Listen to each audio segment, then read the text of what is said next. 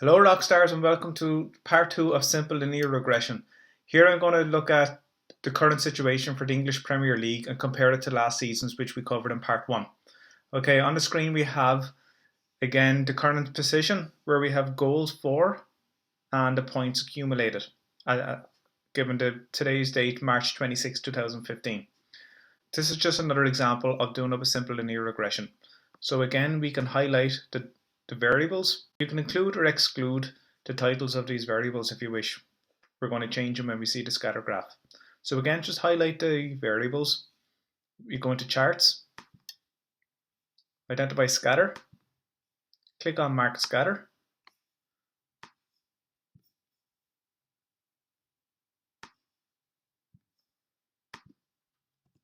You can remove the legend. Just tidy up the table. So we can go to chart layout. We'll remove the horizontal grid lines. And again, we can just change the title. So here we have points on goals scored, which is the relationship we're looking at. Remember, the regression equation is written as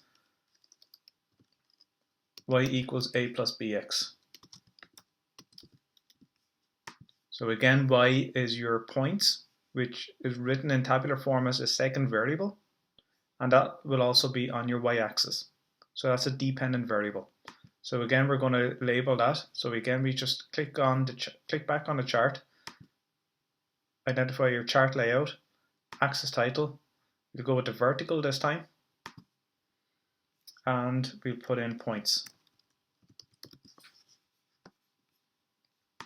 Likewise, we'll do the axis title for the horizontal. And again, this is goals scored, or goals for, as the GF stands for.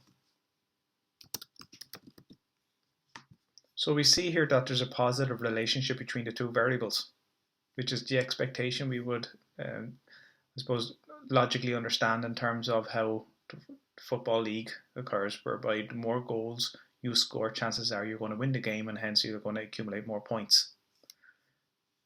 Usually in a scatter graph, and in this one and in the previous one in part 1, we had quite an empty space here. So sometimes it's nice just to get rid of that because it's not necessarily needed. You can click on one of the numbers. We're on the x-axis, and just right click on your mouse or hold down your control and click your touchpad on the Mac.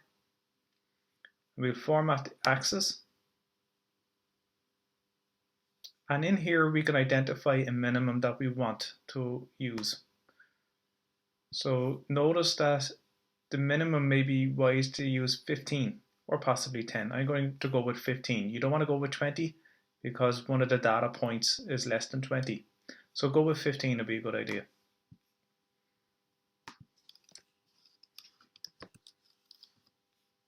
And press OK. And you see a readjustment of that axis and hence the data, and it's a lot more clearer as well.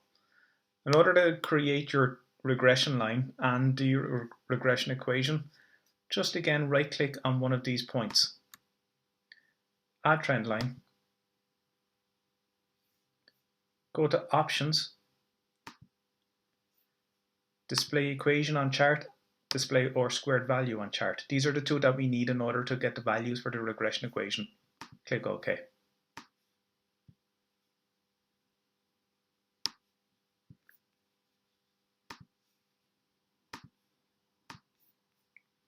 Okay, and here we have our regression equation. Again, our equation is written as y is equal to a plus bx. Excel gives us a default y is equal to bx plus a. So again, I'm just going to type in the value of a. Noting that my b value is positive, so I need to put in my positive sign here. And I can now get rid of that. This is the way the equation is written, y is equal to a plus bx. Here it suggests in this example that if I put in a value for x, which is my independent variable, in this case goals scored, whatever number of goals a team scores here, it will increase the number of points by approximately 1.06. So say for example 30 goals scored, you'd probably get 30 points. Okay.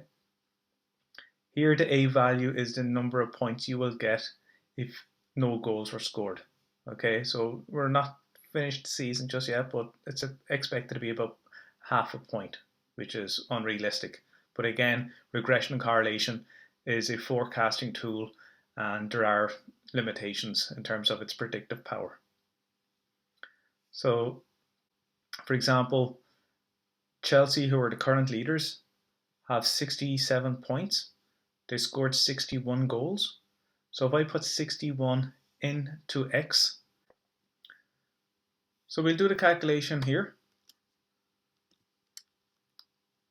So equals 0.4507, which is my A value. My slope is positive.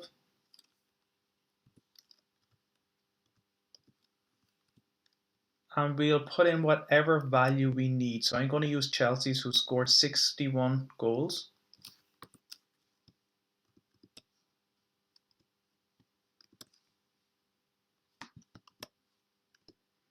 And based on this regression model, Chelsea should have about 65 points. And they have two better, okay, 67. So it's not a bad forecasting technique. Leicester City, who are on the bottom of the league at the moment, have only scored 27 goals. And again, if I put 27 goals into this equation, we have 29 points. They have 19. So, you know, the expectation for those goals. So the other flip side is goals conceded, which is the goals that you allow into your own net. Why not check out part 3 to look at this example, whereby we look at a negative relationship in terms of goals conceded against points. The R squared again is your coefficient of determination. This has a maximum value of 1. It can be expressed as a percentage, so 100%. In this case, this is 85.263%. That tells us the relationship that the X variable has with the Y variable in terms of its explanatory power, or its influence it has on Y. In our case, goals scored influences points. In this example, 85% of any changes to points is caused by your goals scored. So it has a very large impact on how the points are accumulated. We rely on goals scored. Along with this, we need the correlation coefficient. Now the correlation coefficient is labeled as R, and in order to get the value of R, we just square root our R squared.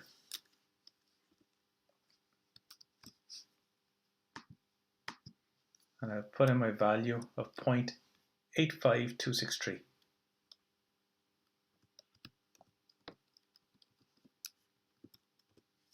And we have 0.92.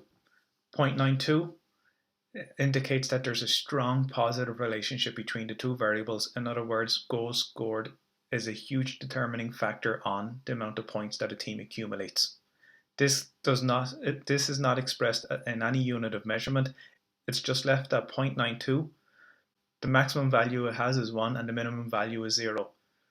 And this is just another example of using similar data to identify the relationship between two variables. Again, check out part 3 and part 4, in which I'll be looking at a negative relationship. So why not just click subscribe on the logo, Economic Rockstar logo, and check out some of my other videos. Why not check out the Economic Rockstar podcast on iTunes or Stitcher Radio, or check out my website economicrockstar.com. Thanks for watching.